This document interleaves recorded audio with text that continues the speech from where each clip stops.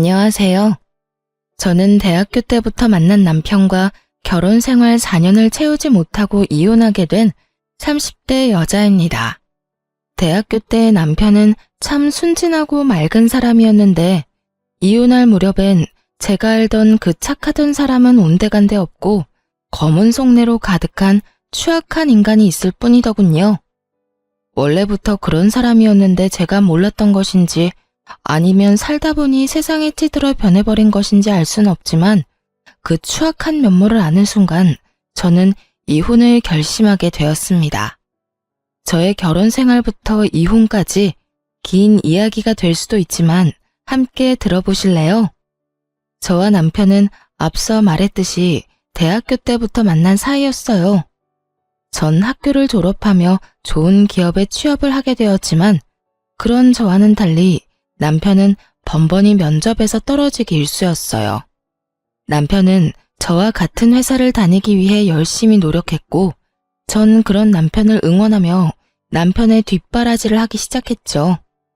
그렇게 물심양면으로 남편의 취업 뒷바라지를 한 지 2년 끝에 남편은 드디어 저희 회사에 입사를 하게 되었고 남편의 합격 발표가 나던 날 저에게 프로포즈를 해 결혼까지 하게 되었던 것이었어요. 오랜 연애 끝에 한 결혼 생활. 3년. 딱 3년 행복했어요. 3년 차에 되던 해에 저는 임신을 하게 되었고 얼마 지나지 않아 유산까지 하게 되었습니다. 첫 아기를 잃은 슬픔에 저는 몸도 몸이지만 마음마저 많이 망가져만 갔고 잠시 회사를 휴직하고 쉬어가는 시간을 갖게 되었어요. 다른 것도 아닌 유산으로 인해 쉬는 것인데 그걸 가지고 시댁에서 말이 나오기 시작하더군요. 요즘은 맞벌이 해도 먹고 살기 힘들다고들 하던데 그렇게 쉬어도 되니? 저 이제 일주일 쉬었어요, 어머님. 그리고 쭉 쉴 거 아니고 어느 정도 회복되면 복직도 할 거고요. 저 하나 쉰다고 저희 집 망하면 그게 더 이상한 거 아닐까요? 그건 그렇다마는 될 수 있으면 빨리 복직해. 우리 아들이 힘들지 않니? 일주일이든 한 달이든 너는 이렇게 쉬면서 우리 아들 돈이나 펑펑 쓸 텐데 우리 아들만 밤낮 없이 고생하면 너무 불공평하지 않니? 원래 저의 도움으로 남편이 좋은 회사에 취업까지 하게 되었다며 저에게 잘 대해주던 시모였는데 제가 잠시 쉬게 되니 남편 돈으로 호의호식한다며 탐탁치 않아 하는 속내를 감추지 않고 표현하더군요. 남편이 취업을 준비하는 그 시간 동안 돈과 시간을 아낌없이 투자했던 저에게 그런 말을 하니 황당하기도 하고 섭섭하기도 했어요. 하지만 그 당시엔 제가 한마디를 하면 10마디, 20마디로 돌아오는 시모의 잔소리에 대꾸할 여력이 없었기에 그냥 대충 상황을 얼버무리며 넘어가곤 했습니다. 그런데 제가 가만히 참아주니 그래도 되는 사람이라고 느꼈는지 점점 말은 독해져만 갔고 결국 유산 이야기까지 입에 올리더라고요. 돈도 못 벌어오면서 유산까지 하고 우리 아들이 아주 상전을 모시고 사는구나. 너 유산 핑계로 내 아들 밥도 안 차려주고 그런 건 아니지? 시모는 넘지 말아야 할 선을 거침없이 넘고 있었고 결국 전 참지 않고 시모의 막말에 맞서기로 했습니다. 어머님, 입은 비뚤어졌어도 말은 똑바로 하셔야죠. 돈을 못 벌어온 것이 먼저가 아니라 유산을 한 게 먼저예요. 그리고 유산한 것도 제가 무슨 큰 잘못을 해서 유산한 게 아니라 어쩌다 보니 불행이 닥친 일이었다고요. 누가 유산한 게 네 잘못이라고 했니? 왜 발끈하고 그러니? 너 그러다가 시어머니랑 맘먹겠다. 어머님이 말만 안 했다 뿐이지 모든 게 다 제 잘못인 양 말했잖아요. 그리고 어머님, 제가 이런 말까지 안 하려고 했는데 제가 지금 놀면서 쓰는 돈 다 합쳐도 아범 취업 준비하던 기간에 저한테 준 돈 절반도 안 돼요. 절반이 뭔가요? 그 절반도 아마 안 될 거예요. 그런 제가 지금 다른 것도 아니라 유산 때문에 몸도 마음도 힘들어서 집에서 좀 쉬는데 그게 그렇게 탐탁지 않으세요? 탐탁지 않기는. 난 그저 너희가 걱정되어서 그랬지. 너도 참 너다. 아직까지 네가 내 아들한테 해준 돈 계산이나 하고 있었니? 너 그렇게 안 봤는데 아주 계산적인 애였구나. 제가 계산적인 게 아니라 어머님이 저를 이렇게 만들고 계신 거예요. 그러니까 더 나쁜 꼴 보기 싫으시면 이런 상처되는 말은 하지 마세요. 아니, 이런 말로 저한테 상처 주실 거면 앞으로 연락 자체를 하지 말아주세요. 제가 하루라도 빨리 몸도 마음도 건강해져야 돈 벌러 회사에 나가지 않겠어요? 그러면 저는 할 말 다 했으니 이만 끊을게요. 시모의 노발대발하는 소리가 수화기 너머로 들려왔지만 저는 그냥 전화를 끊어버렸어요. 더는 그 말도 안 되는 독설을 들을 필요도 듣고 싶지도 않았기 때문이었죠. 그날 저녁 퇴근 후 돌아온 남편에게 저는 그간 쌓였던 울분을 토해내게 되었어요. 여보, 정말 어머님 너무한 거 아니야? 나한테 돈도 못 벌어오는 게 유산까지 했다고 구박하시더라. 그것뿐인 줄 알아? 당신이 힘들게 벌어오는 돈 놀고 먹으면서 써댄다고 아주 불만도 많으셔. 그랬어? 우리 엄마가 정말 그랬단 말이야? 아, 내가 진짜 당신 볼 면목이 없다. 내가 미안해. 정말 미안해.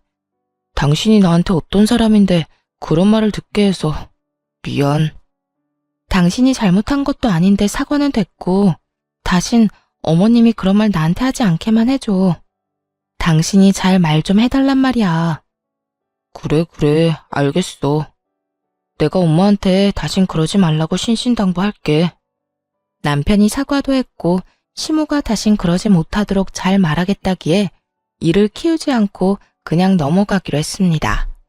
그런데 시모가 정신을 차리지 못한 것인지 집으로 찾아오며 저를 괴롭히기 시작하더군요.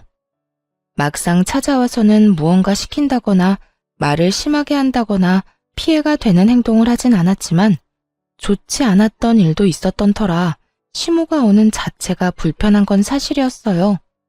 하지만 그렇다고 해서 오는 사람을 아무 이유도 없이 못 오게 막을 수도 없는 노릇이었기에 적당히 시모와 시간을 보내고 돌려보내곤 했었죠.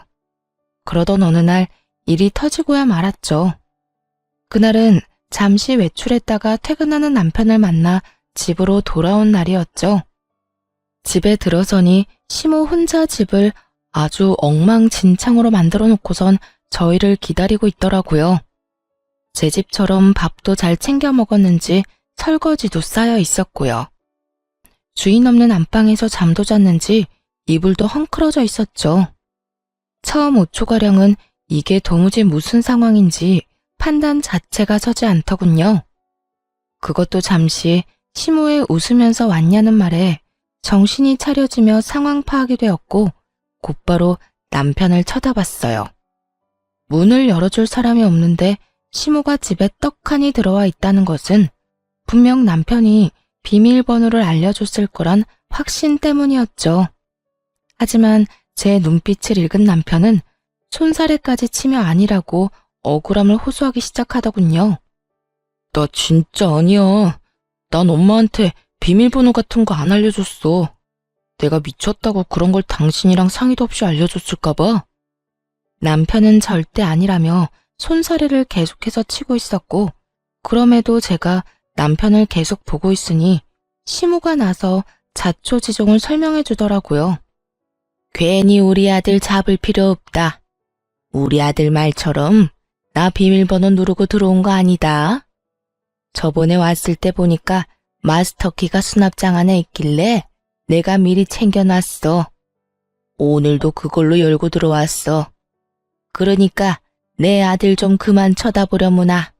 그러다 귀한 우리 아들 얼굴 뚫리겠어. 시모는 자신이 어떤 짓을 한지도 모르는 채 당당한 태도였고 전 점점 화가 치솟고 있었어요.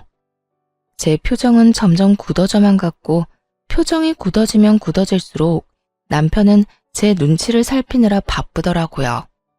시모는 그런 남편의 모습에 화가 난다는 듯 저에게 삿대질까지 하며 애먼 저를 잡아대기 시작하더군요. 넌 도대체 평소에 우리 아들을 얼마나 쥐잡듯이 잡아댔으면 저렇게 네 눈치를 보는 거야? 너 혹시 내 아들 숨도 못 쉬게 잔소리 퍼부으면서 사는 거니? 그런 거야? 시모는 저에게 득달같이 따져묻기 시작했고, 전 그런 시모의 모습에 인내심이 바닥을 치는 소리가 들려오더군요. 어머님, 이 상황엔 평소 제가 잔소리를 하든 말든 그런 것과는 상관없이 제 눈치를 살펴야만 하는 상황이에요. 저희도 없는 집에 그것도 시어머니가 허락도 없이 마구잡이로 들어와서 집 꼴을 이렇게나 엉망진창으로 만들어놨는데 남편이 제 눈치를 살피지 제가 남편 눈치를 살펴야 할까요? 허락? 내가 지금 허락도 없이 너희 집에 들어와서 기분이 나쁘다. 이거니 지금? 네, 좋을 리는 없잖아요. 그러니까 가지고 가신 마스터키 당장 주시고 다신 이러지 마세요. 앞으로 오시려거든 연락하고 오라고요. 저는 시모가 허락도 없이 가지고 간 마스터키를 돌려달라고 했고 시모는 절대 싫다고 하며 들고 있던 마스터키를 가방에 쏙 넣어버리더군요. 내가 왜? 난 절대 못 준다. 여긴 우리 아들 집이야. 우리 아들 집에 내가 오겠다는데 네가 무슨 권리로 나를 오지 못하게 하는 거야? 시모의 입에서 권리라는 단어가 나오는데 정말 기가 막히더라고요. 저와 남편이 마련한 집에 도대체 어떠한 이유로 시모가 권리를 주장할 수 있는 것인지 여러분은 이해가 되시나요? 텔레비전에서나 보던 개념 집 나간 시모를 실시간으로 눈앞에서 보고 있는데 정말 황당함 그 자체였어요. 지금 저한테 권리를 따지고 드는 거예요? 이 집, 저랑 남편이랑 정확히 반반 내고 마련한 집이에요. 그러니까 권리가 있다면 어머님보다 제가 더 있지 않겠어요? 전 어머님이 이런 식으로 허락도 없이 들락날락하는 거 너무 싫습니다. 그러니 키 당장 주세요. 싫다고 분명 말했다. 그러면 이렇게 하면 되겠네. 네 말대로 절반은 네 집, 절반은 내 아들 집이니 앞으로는 들어와서 절반만 사용하면 되지 않겠어? 그러면 됐지? 지금 그걸 말이라고 하세요? 집이 무슨 사과도 아니고 반쪽 딱 가른다고 그게 딱 갈라지나요? 우길 걸 우기세요, 제발. 아무리 어머님이라고 해도 아무도 없는 집에 이렇게 마음대로 들어오는 거 너무 무례한 행동이라고요. 무례? 너 가족끼리 말이 너무 심한 거 아니니? 다른 사람도 아니고 네 남편 엄마야 내가. 그런 내가 내 아들 집에도 마음대로 못 오면 어딜 마음대로 가라는 말이야? 어딜 마음대로 가기는요. 어머님 집 있잖아요. 거기나 마음대로 다니시고 저희 집엔 이런 식으로 마음대로 오지 마세요. 감정이 격해진 시모와 저는 언성까지 높이며 싸우게 되었고 점점 더 심각해지자 남편이 시모를 끌고 집에서 나가더라고요. 그렇게 시모가 가고 난 후 전 곧바로 사람을 불러 도어락 자체를 바꿔버렸어요. 그렇게 해도 화가 가라앉지 않아 씩씩거리고 있는데 시모를 시댁에 데려다주고 돌아온 남편이 바뀐 도어락을 보며 쭈뼛쭈뼛 입을 떼기 시작하더라고요. 꼭 이렇게까지 해야 해? 너무 과하지 않나 싶은데. 전 기가 막혀 콧방귀를 끼며 하나도 치우지 않아 여전히 엉망인 집을 가리키며 쏘아붙여 주었죠. 과한 건 내가 아니라 어머님이야. 입장 바꿔서 생각해봐. 어머님이 아니라 우리 엄마가 집 키를 허락도 없이 가지고 가서 시도 때도 없이 들락날락거리면 당신 같으면 어떤 기분일 것 같은데? 이래도 내가 과한 처사라고 생각해? 남편은 깊이 생각해 볼 것도 없이 그건 싫었는지 미간을 찌푸리며 아무런 말도 하지 않고 있었고 전 그런 남편에게 더 단호하게 한마디 해주었어요. 어머님 말리지 못할 것 같으면 아무런 말도 하지 마. 나 지금 당신이 생각하는 것보다 훨씬 더 많이 화났으니까. 전 다른 건 몰라도 아무도 없는 집에 시모처럼 당연하다는 듯 오가는 행동은 이해할 수도 이해할 생각도 없었으므로 더욱 단호하게 대처하기로 한 것이었어요. 다음 날 제 예상과 같이 시모는 다시 저희 집을 찾아왔고 그날은 제가 외출을 하지 않고 집에서 시간을 보내던 중이었어요. 밖이 어수선하다 싶더니 아니나 다를까 시모는 벨도 누르지 않고 문을 열려고 하고 있었고, 한참을 문과 실랑이 하던 시모는 그제야 도어락이 바뀌었다는 걸 알았는지 큰 소리의 욕설과 함께 통화하는 소리가 들려오더라고요. 여기요. 문 좀 열려고 하는데 언제쯤 올 수 있어요? 오면 바로 열 수는 있나요? 문을 뜯어내든 부수든 아무런 상관없으니까 빨리 와서 이 문 좀 열어주세요. 시모는 열쇠집에 전화를 해 문을 뜯어달라고 요구하고 있었고, 기가 막혔던 전 바로 현관문을 열어버렸어요. 저와 시모는 눈이 마주쳤고, 시모는 전화를 그냥 끊더니 태연하게 이렇게 말하더라고요. 아무래도 네가 안 열어줄 것 같아서 아예 문을 뜯어내고 들어가려고 했더니 왜 열었니? 문 뜯길 때까지 기다리지. 하여튼 요즘 것들 버릇없다고 하더니 시험이 못 오게 도어락을 바꿔? 어디서 배운 건방진 짓거리야? 내가 말했지. 내 아들 집에 내가 마음대로 오는 건 당연한 거라고. 도대체 몇 번을 말해야 알아들으시겠어요? 이 집엔 어머님이 마음대로 오갈 수 있는 그 어떠한 권리도 없다니까요. 이 집의 주인은 남편과 저예요. 아무리 어머님이 제 남편의 친엄마라고 한들 저희의 보금자리까지 마음대로 할 권리는 없다고요.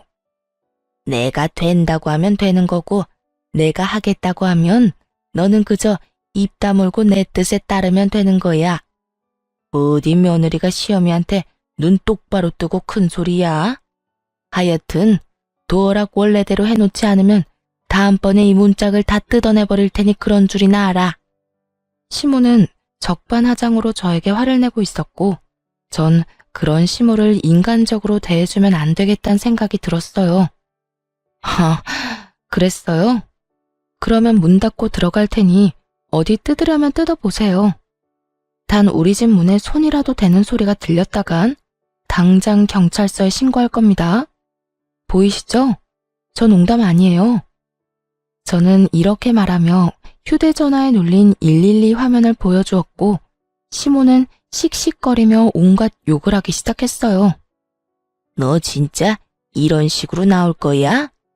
후회 안 할 자신 있니? 제가 후회를 왜 해요? 이때껏 어머님이 하는 대로 그냥 두고 본 게 후회가 된다면 될지언정 오늘 이런 행동에 대한 후회는 전혀 없는걸요? 그래? 그래, 어디 두고 보자. 내가 내 아들한테 다 말해버릴 거야. 그때 가서도 네가 이렇게 당당한지 두고 보자고. 시모는 끝까지 무섭지도 않은 으름장을 놓으며 집으로 돌아가더군요. 그날 저녁 퇴근을 한 남편에게 하소연을 하게 되었고, 남편의 반응이 제 생각과는 달라도 너무 달라졌더라고요.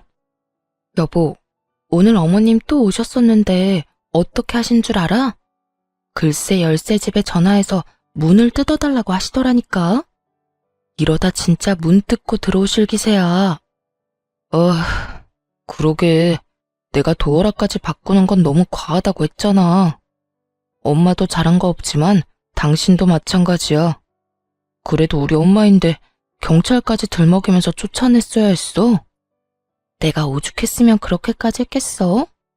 어머님은 가만히 있는데 내가 그렇게까지 했겠냐고. 문을 뜯으려고 했다니까. 우리 엄마도 많이 섭섭했나 보지. 그 순간에 화가 나기도 했을 테고.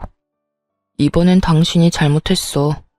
화 좀 가라앉고 나면 엄마한테 사과해. 평소의 남편이었다면 이런 상황에서 시모에게 모질게 한 섭섭함 내비치긴 했을 거예요.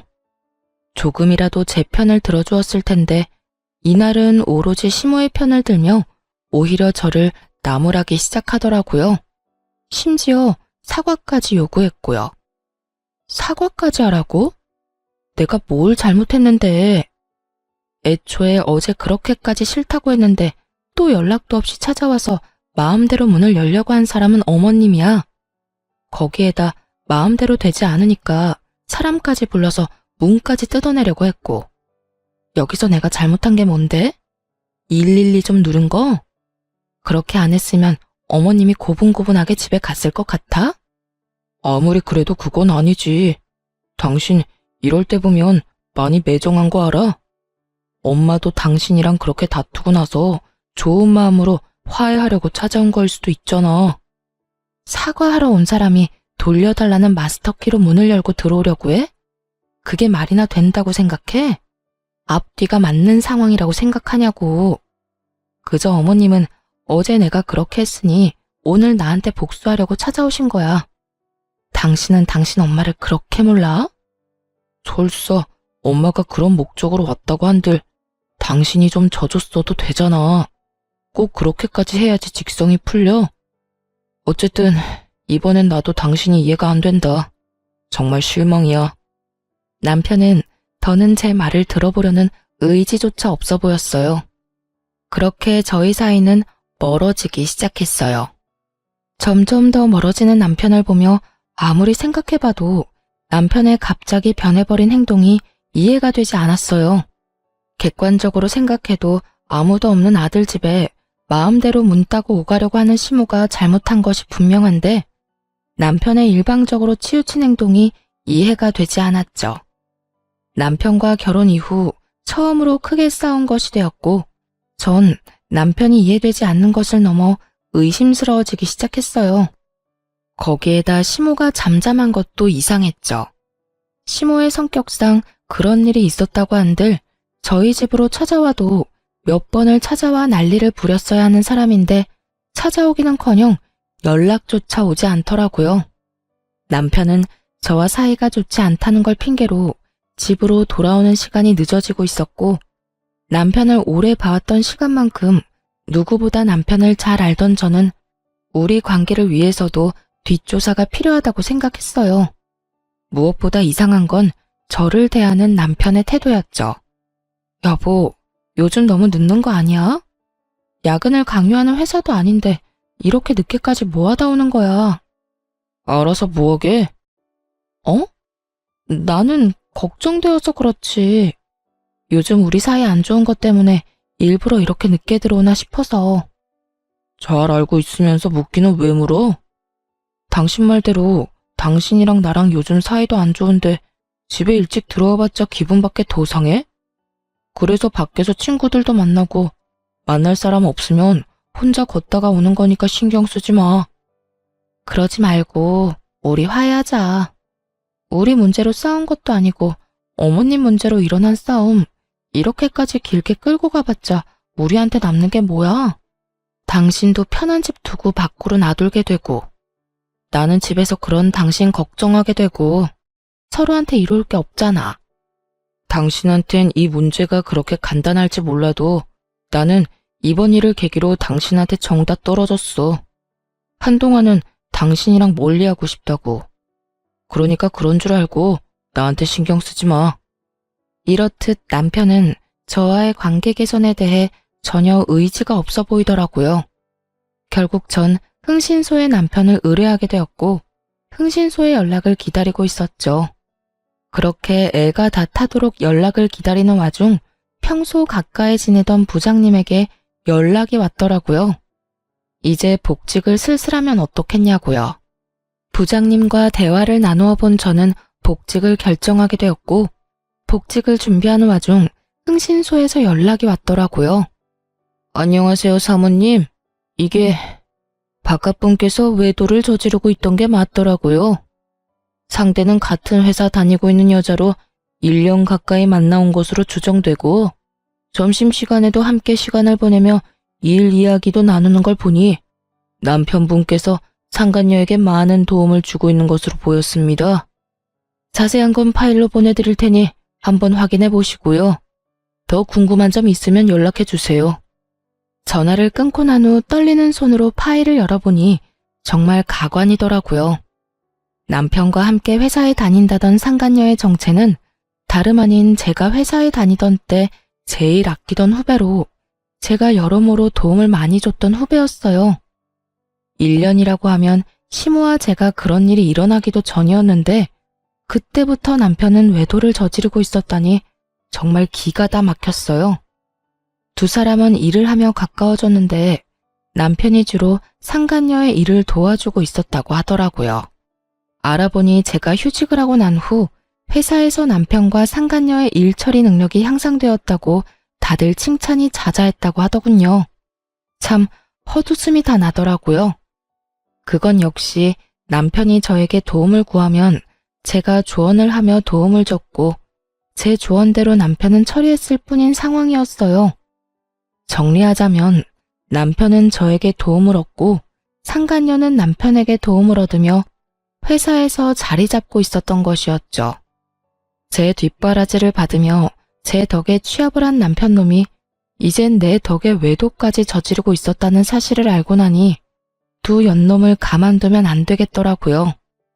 그렇게 복수를 계획하며 이혼을 준비하는 사이 복직 날짜가 다가왔고 전 서류들을 준비해 남편도 모르게 회사로 출근을 했어요. 출근을 하니 회의실에서 남편이 발표를 하고 있더군요. 1년을 이끌어갈 신규 사업 기획에 대해 발표하고 있었는데 전 그 회의실로 지체하지 않고 들어가 그 회의를 멈춰버렸죠. 잠시 멈추시죠? 갑작스러운 저의 등장에 남편은 크게 당황한 눈치였고 상간녀 역시 저와 남편의 눈치를 살피느라 바쁘더군요. 전 오래전부터 준비한 자료들을 직원들에게 보여주며 준비한 말을 꺼내기 시작했어요. 애초에 이건 제가 오래전부터 준비했던 아이디어인데 왜 차대리가 발표를 하고 있는 걸까요? 차대리, 이유가 뭘까요? 그래요. 부장님이 갑작스럽게 연락이와 복직을 권했던 이유는 다름 아닌 이것 때문이었어요. 남편은 저도 모르게 제 노트북에서 제가 오랜 시간 동안 공들여 기획 중이던 아이디어를 마치 본인의 아이디어인 양 회사에 제출했고 제가 이 아이템을 구상하던 당시 함께 머리를 모았던 부장님이 저에게 연락을 줬던 것이었죠. 자료를 보니 상간녀도 팀원으로 이름이 올라와 있던 것으로 보아하니 상간녀 역시 모든 사실을 알고도 묵인하고 있었던 것이었어요. 저는 모든 사실을 알리며 남편에게 어떻게 된 일인지 물었고 당황한 남편은 그게 무슨 소리냐며 자신의 아이디어라고 딱 잡아떼기 시작하더군요. 그게 무슨 말씀이세요? 이건 제가 오랫동안 생각하고 기획한 제 아이디어라고요. 혹시 제 노트북 보셨나요? 제 노트북에도 이런 자료를 저장한 것이 있는데 그걸 그대로 뽑아와서 이러는 거 아니냐고 묻는 겁니다.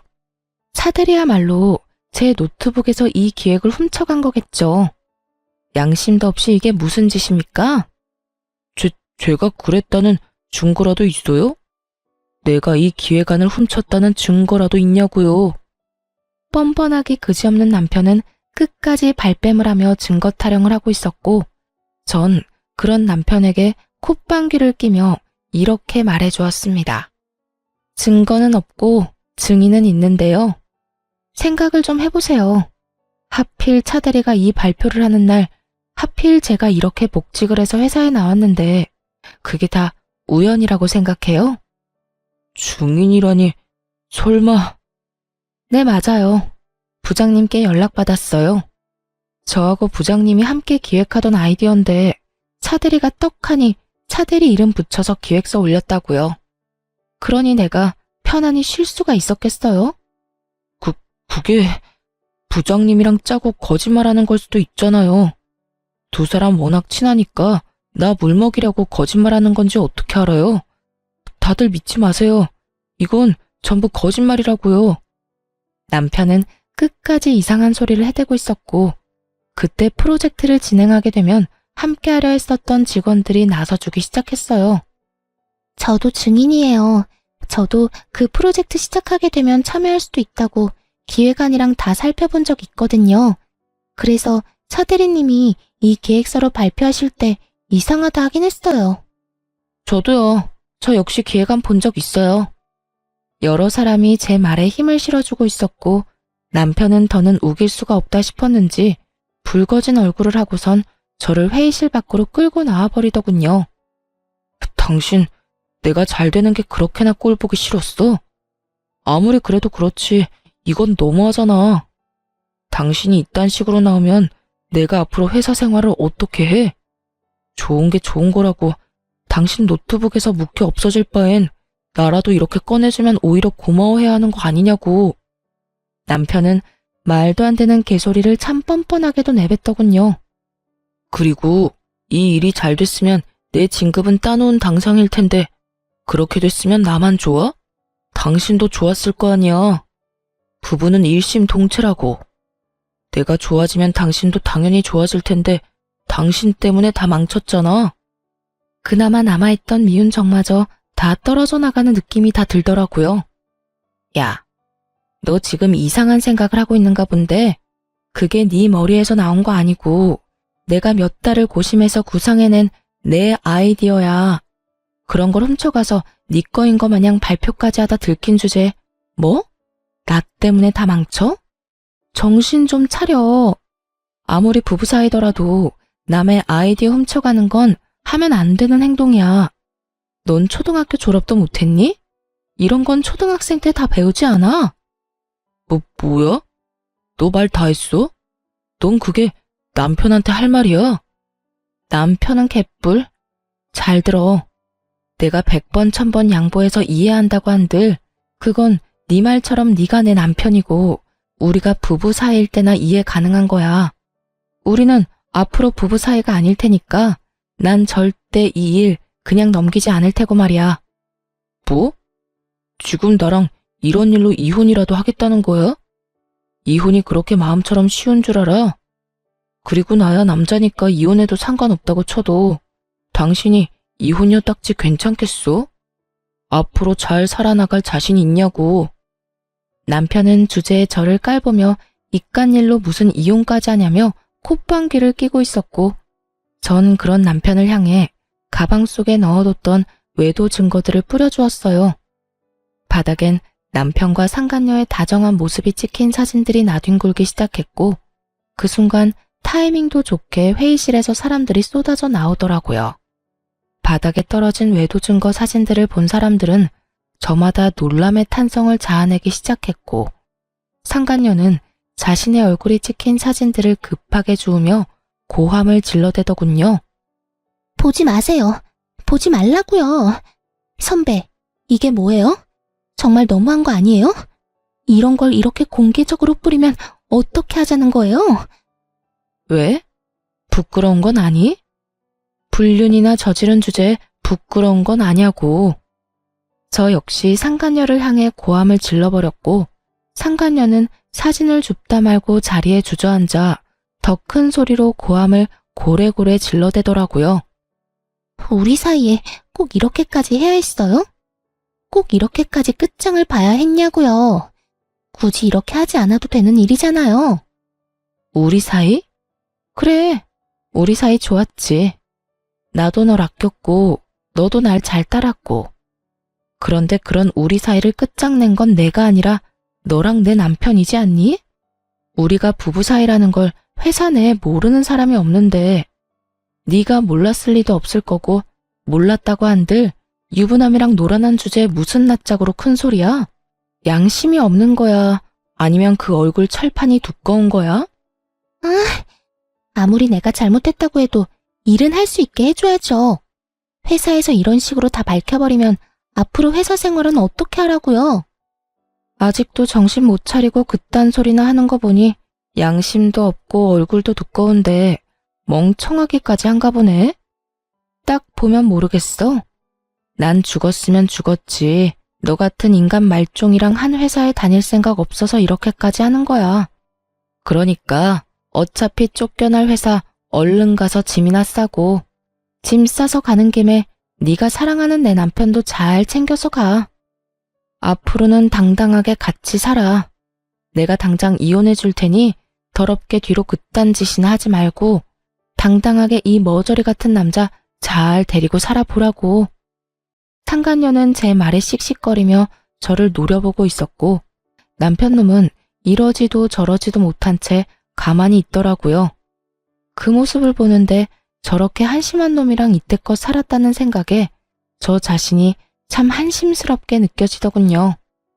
한참을 눈치를 살피던 남편은 저에게 무슨 할 말이라도 있는 것인지 제 손을 잡으려고 했고 전 그런 남편의 손을 뿌리쳤어요. 어딜 잡으려고 그래? 네 짐도 다 싸서 네가 사랑하는 저 여자 집으로 보냈고 비밀번호도 바꿔버렸으니까 오늘부터 집에 오지 마. 소장 보낼 테니 법원이나 시간 맞춰 잘 나오고. 할 말을 다한 저는 그대로 자리를 벗어났고 그날 오후 회사에선 두 사람에게 바로 권고사직 처분을 내려버렸습니다. 처분이 나오자마자 남편과 상간녀는 이딴 회사에 본인들 역시 미련이 없다는 막말을 하며 짐을 싸들고 나가버리더군요. 이딴 회사 나도 미련 없다 이거야. 자기야, 가자. 당장 우리 집으로 가서 맛있는 밥이나 차려 먹자고. 그래 자기야. 회사도 그만두게 되고 이 지긋지긋한 이혼도 하게 되고 아주 일석이조네. 이딴 회사 그만두면 내가 큰일이라도 날까봐. 이거 왜 이래? 다른 곳에 이력서만 넣으면 너도 나도 오라고 난리라고. 두 사람은 저에게 들으라는 듯이 자기라고 서로를 칭하며 나가버렸고 전 그저 시간이 빨리 가 이혼만 끝나길 바라고 또 바랐습니다. 그렇게 저는 좀 더 쾌적한 회사 생활을 하며 이혼을 진행하게 되었고 재산 분할부터 해서 두 사람에게 위자료까지 받고 성공적으로 이혼할 수 있었습니다. 이혼을 하고 난 후 얼마 지나지 않아 두 사람이 바로 재혼을 했다는 소식을 듣게 되었는데 그 행복도 오래가지 못한 것 같더라고요. 재혼 소식을 들은 지 3개월도 채 되지 않아 뻔뻔하게 상간녀에게 연락이 왔으니까요. 무슨 일이야? 나한테 더 남은 할 말이 없는 걸로 아는데. 선배, 나 미칠 것 같아요. 선배 때도 그랬어요? 글쎄 어머님이 계속 우리 집에 연락도 없이 찾아온다고요. 비밀번호 알려달라고 하는 거 안 알려줬더니 마스터키를 찾아내서 문을 막 열고 들어오는데 미칠 것 같다고요. 전 시모의 한결같은 그 개념 없는 행동이 그 순간엔 고맙기까지 하더군요. 상간녀의 말을 들어보니 전 시모는 여전히 아들 집을 제 집처럼 생각하고 있었고 이번엔 먼저 비밀번호를 알려달라는 요구를 했다고 하더군요. 하지만 그것이 거부당하자 저에게 했듯이 마스터키를 찾아내서 아들 집을 제 집처럼 오가고 있었던 것이었어요. 하지만 상간녀 역시 이런 일을 당하고 있을 사람은 아니었어요. 그래서 그 말 하려고 나한테 전화한 거야? 아니요. 선배 때는 어땠나 해서요. 어찌되었든 전 당장 어머님이랑 인연 끊고 살자고 했어요. 아니, 어떻게 그런 어머님이랑 왕래하면서 살겠어요? 내 아들 집이니 내 마음대로 오가겠다는 말이 요즘 세상에 가당키나 한 말이냐고요. 제가 당장 연 끊지 않으면 이혼이라고 하니까 2번 이혼은 싫은지 인연 끊겠다고 하더라고요. 전 남편은 2번의 이혼은 싫었는지 그렇게나 죽고 못 살던 전 시모와의 인연을 끊겠다고 했고 상간녀는 자랑과 하소연을 오가며 그간의 모든 이야기를 다 풀어놓을 기세로 말하기 시작했어요. 그래서 할 말이 뭔데? 왜 전화까지 해서 묻지도 않은 네 사생활 이야기를 늘어놓는 거야? 그게 막상 이렇게 되고 나니까 하소연할 데가 없더라고요. 생각나는 사람은 선배밖에 없고 회사에서도 선배였지만 이 집안 생활에서도 선배잖아요. 그래서 이것저것 궁금한 게 많더라고요. 말이 나왔으니까 물어보는 건데 저 인간 저희 다니던 회사의 취업은 어떻게 한 거예요? 아직까지 취업도 못하고 집구석에서 놀고 있어요. 저는 임신까지 덜컥 해버려서 취업도 안 되고요. 정말 이러다가 미쳐버릴 것 같아요. 무슨 남자가 능력이 없어도 저렇게까지 없을 수가 있는지. 요즘 새삼 저딴 놈 데리고 산 선배가 대단하다는 생각이 다 든다니까요. 상간녀는 여전히 제가 본인을 아끼는 선배라 생각하고 있는 것인지 할 말 못할 말 구별도 하지 못하고 그저 입에서 나오는 대로 하소연을 하고 있더군요. 야, 내가 가만히 들어주니까 계속해도 되는 줄 아나 본데 적당히 좀 해. 나 네가 데리고 사는 남자 전부인이야. 네 인생 네가 꼬아놓고선 누구한테 전화해서 하소연질이야? 네 인생은 네가 알아서 행복하게 잘 살아보도록 하고 다신 이딴 전화도 하지 마. 알겠어? 전 그대로 전화를 끊어버렸고 한동안은 그 인간들을 잊고 살았어요. 그런데 이 지긋지긋한 소식의 피날레를 장식해줄 연락이 전 남편에게서 오더라고요. 저기, 잘 지냈어? 혹시 내 와이프한테 최근에 연락 온 적 있었어? 전 남편은 망설이는가 싶더니 본론을 꺼냈고 전 그런 전 남편에게 비웃음을 지어주며 대답해줬어요. 네 부인을 왜 나한테 찾아? 설마 홀몸도 아닌데 집이라도 나간 거야? 그게... 집사람 유산했어. 대강 아는 것 같으니까 편하게 이야기할게. 나 집사람 때문에 엄마랑 인연까지 끊었는데 그것 때문에 엄마가 화가 많이 났었나 봐. 당신도 알잖아. 우리 엄마가 나에 대한 사랑이 유별난 거. 그런데 그런 아들이랑 며느리 때문에 영까지 끊게 생겼으니 화가 나지 않았겠어? 그래서 하고 싶은 말이 뭔데? 할 말 있으면 빨리 해. 우리가 전화 길게 할 사이는 아니잖아. 그래서 우리 엄마가 화가 많이 났는지 우리 집에는 못 들어오니까 우리 집 근처에서 기다리고 있다가 집사람을 좀 괴롭힌 모양이야. 처음엔 말로 하다가 점점 감정이 과격해지면서 손까지 올린 모양이더라고. 그것 때문에 임신 초기였던 집사람은 유산까지 해버렸고 말이야. 그래서 태어나는 날 데리러 갔더니 도망을 쳐버렸는지 어디에도 없고 연락도 안 돼. 알만한 상황이었어요. 전 시모의 성격에 연을 끊게 만든 상간녀를 가만둘 리 없었고 그렇지 않아도 아끼고 아끼던 아들이 재혼남이 된 것도 모자라 백수까지 되어서 그렇지 않아도 기회를 엿보고 있었던 터겠죠. 이런저런 감정이 다 섞인 전 시모는 상간녀를 호되게 몰아붙였고 그렇게 유산까지 하게 된 상간녀는 그대로 살고자 도망을 쳐버린 것이었어요. 그래서 나한테 연락을 한 거야? 혹시나 네 부인이 나한테 찾아라도 왔을까봐? 다 연락해봤는데 다들 모른다고 하길래. 달린 머리로 생각이란 걸 좀 해.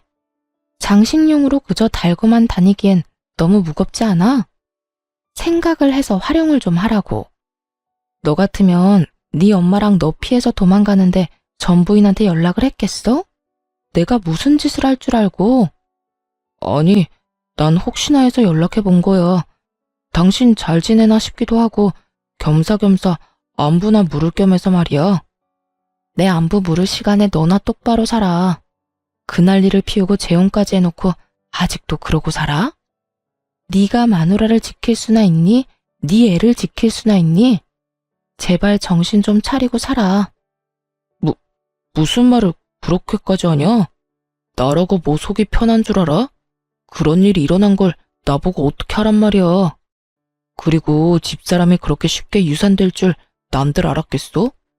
다 됐고. 네 가족은 네가 알아서 찾고 나한테 다시는 연락도 하지 마. 이렇게 저는 전화를 끊어버리려고 하는데 시모의 다급한 목소리가 들려오더군요. 잠깐만. 여보세요. 끊었니? 여보세요. 말하세요. 아직 안 끊었네. 대답을 좀 빨리 하면 얼마나 좋니? 난 또 끊은 줄 알았지 않니? 할 말 있으면 빨리 하라고요. 성질 급하기는. 너도 이야기 다 들었다시피 우리 아들이 다시 혼자가 되게 생겼어. 그래서 하는 말인데 네가 다시 돌아오면 안 되겠니? 네? 그러니까 저한테 지금 재결합이라도 하란 말인가요? 그래. 지금 집 나간 물건은 몸도 너무 약하고 무엇보다 되바라져서 다시 돌아온다고 해도 안 받아줄 예정이다. 내가 곰곰이 생각해봤는데 우리 아들한텐 네가 딱 맞아. 네가 취업 못하는 우리 아들 2년 만에 취업도 시키지 않았니? 그러니까 이번에도 우리 아들이랑 같이 살면서 다시 한번 사람 구실하고 살게 만들면 되지 않겠니? 정말 감탄이 다 나오더라고요. 어떻게 사람이 뻔뻔해도 이렇게까지 뻔뻔할 수가 있는지 놀랍기까지 했으니까요. 하긴 조강지처였던 저는 3년 만에 그리고 재혼한 상간녀는 3개월 만에 내쫓았는데 이 정도 뻔뻔해야 가능한 일이었지 않나 싶기도 하더군요. 대답을 목이 빠지라 기다리는 듯 했고 전 그런 전 시모에게 크게 한 방 먹여주기로 했어요. 아줌마, 잘 들으세요. 아줌마 같은 인간이랑 가족으로 다시 엮일 바엔 평생 혼자 살 거네요. 뻑하면 아들 집이 내 집이다 하고 찾아오질 않나. 못 들어오게 하면 문을 뜯어낼 거라고 하질 않나. 그것뿐이에요. 아들하고 며느리 사이의 이간질은 물론이고 이번엔 뱃속의 손주까지 그 손으로 잃게 했다면서요. 그런 아줌마 며느리를 다시 하라고요? 내가 어떻게 이혼했는데 그 짓을 다시 하러 제 발로 가겠어요? 정신 차리세요. 정신 차리는 김에 아들 재혼도 못하게 하고요. 또 누구 인생 망치려고 아들 재혼을 시켜요? 그냥 그 능력도 없는 놈 끼고 평생 사세요. 시모는 입에 담지도 못할 욕을 하기 시작했고 마지막으로 으름장을 놓고 전화를 끊어버렸어요. 아줌마나 아줌마 아들이나 다신 나한테 전화하면 이번에야말로 경찰에 신고할 테니 그런 줄 알고 끊어요. 그렇게 전화를 끊어버린 후 저는 바로 번호를 바꿔버렸어요.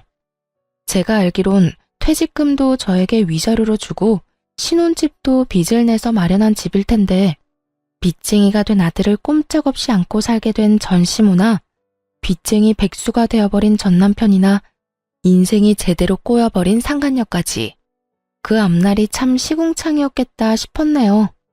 그 후 전 회사에 다니며 잘 지내고 있어요. 한동안은 저의 이혼 스토리 때문에 떠들썩하긴 했지만 이젠 시간이 꽤 흘러 그 이야기를 꺼내는 사람은 없네요. 전 올해 진급을 했고 여전히 혼자인 채로 지내고 있습니다. 혼자인 자유를 만끽하고 있다고나 할까요? 주말엔 집에서 온종일 잠을 자며 충전의 시간을 갖기도 하고 혼자 영화를 보러 다니고 여행도 다니며 아주 만족스러운 시간을 보내고 있어요.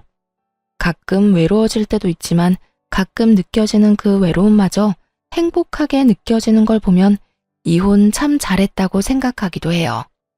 앞으로도 전 저만의 인생을 위해 살아갈 예정이에요. 더는 누군가를 위해 헌신하는 것이 아닌 제 행복, 제 안위만을 위해 두 번째 인생을 멋지게 살아가 보려고요. 이로써 저의 긴 사연은 끝이 났네요. 긴 글 함께 해주신 분들 감사합니다.